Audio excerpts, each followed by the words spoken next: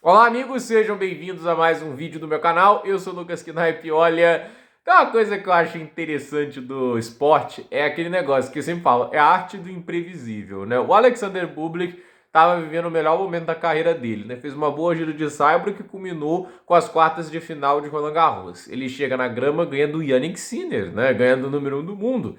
Ele é campeão em rally, ele vence o Daniil Medvedev na decisão. Aí você pensa, esse cara chegando em Wimbledon, esse cara é um dos favoritos ao título, já estavam falando isso.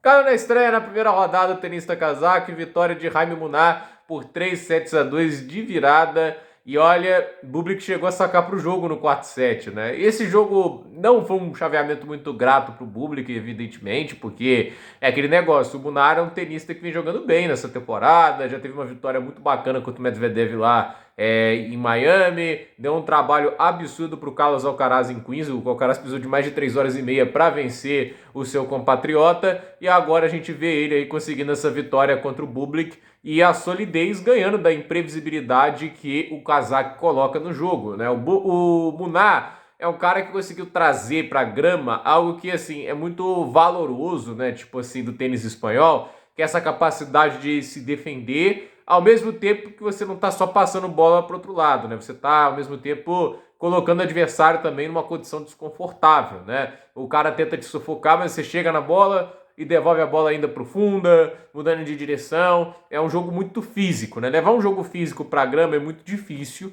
mas se você tem a velocidade e você tem o uso certo de suas jogadas, né? O tempo certo para mudar a direção dos golpes, né? Você é perigoso, né? A grama não é apenas uma superfície de sacador e gente que bate forte na bola. Eu acho isso análises superficiais, entende? Porque assim, o Goffin já foi quartas de final dentro de Wimbledon. O Goffin é um cara que saca bem, tipo, para um nível assim, quando a gente colocar Perricard, Fritz, né, Orkats, não.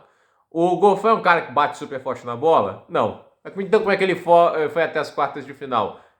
Aulas de defesa e contra-ataque e um direcionamento de golpes brilhante, porque você colocar o adversário em movimento, movimentar ele o tempo todo, né? É uma das coisas que você incomoda mais na grama. A grama é uma superfície de difícil mobilidade, né? E quem consegue suplantar essas dificuldades, ao mesmo tempo que consegue ser incômodo também nas trocas no fundo, né? E consegue ir para a rede, tem ferramentas para encerrar alguns golpes mais rápido, é um tenista perigoso, né? E o Bublik, ele tem um saque poderoso, ele tem recursos ofensivos tanto de back e de forehand, e ele também tem essa imprevisibilidade de fazer jogadas assim que você tá com muita dificuldade de antecipar, ele consegue fazer contrapés do nada, os slices e as deixadas aleatórias dele. Não é um padrão tático. Porém, sabe qual que é o grande problema de jogar sem padrão? É o dia que você tá sem timing, né? O dia que você não tá conseguindo entrar no ritmo que você tanto gosta, que você começa a errar um pouco mais, porque isso abala a confiança, né? Tipo, você começa a duvidar mais dos golpes, né? Você acaba se tornando um pouco mais vulnerável, sua bola anda um pouco menos, você dá mais uma janela para o adversário.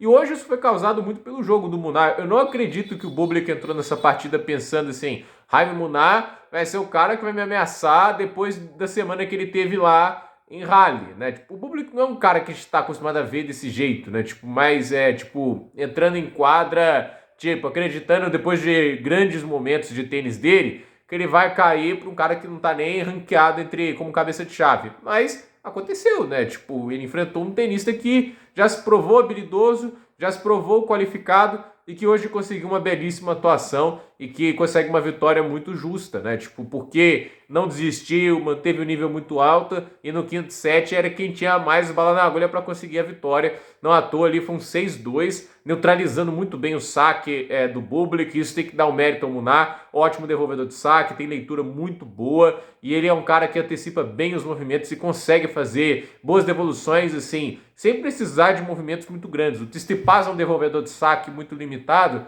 que ele precisa de uma terminação muito grande, né? Ele não é um cara que bate muito bem de reflexo, né? Então, a meu ver, o Munar hoje ganhou de uma maneira muito inteligente, sabendo usar a força do Bublik a seu favor, acelerando os golpes no momento certo, sabendo sofrer no jogo e, obviamente, forçando o Bublik a jogar uma bola a mais, levando ele a ficar mais errático, reduzindo os winners, aumentando os erros não forçados do casaque. Então, assim, é aquele negócio, né?